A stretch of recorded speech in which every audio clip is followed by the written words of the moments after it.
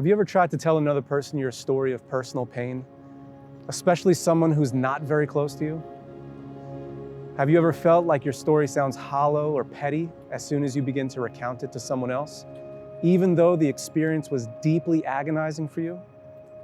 If you have, then you know the feeling of emptiness when you realize the other person simply cannot appreciate your pain. In moments like these, when the gap in understanding is so deep and wide, it may seem easier to just stop explaining and suffer in silence. Nobody likes having their suffering minimized by someone's inability to empathize and feel their pain. And no one should ever have to be put in position where they need to justify why life hurts. In these situations, God alone understands what we're going through.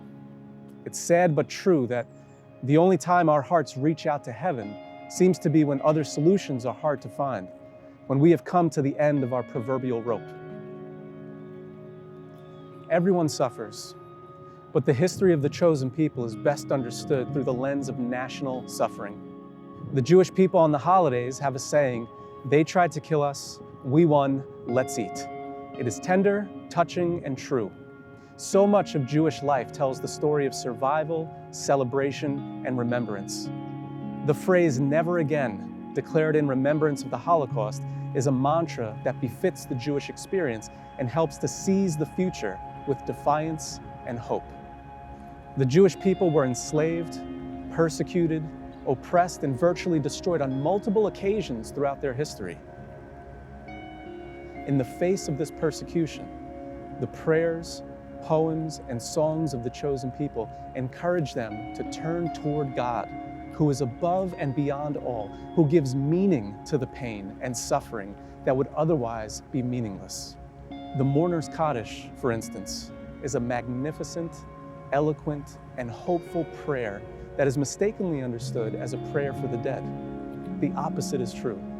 It is a prayer of praise to God for life itself. The Kaddish is life-affirming, and it is at the heart of the Jewish response to suffering and death. It lifts the heart as the words glorify God and extol the virtues of His divine perfections. The prayer gives voice to suffering by reaffirming acceptance of His plan, both personally and as a people.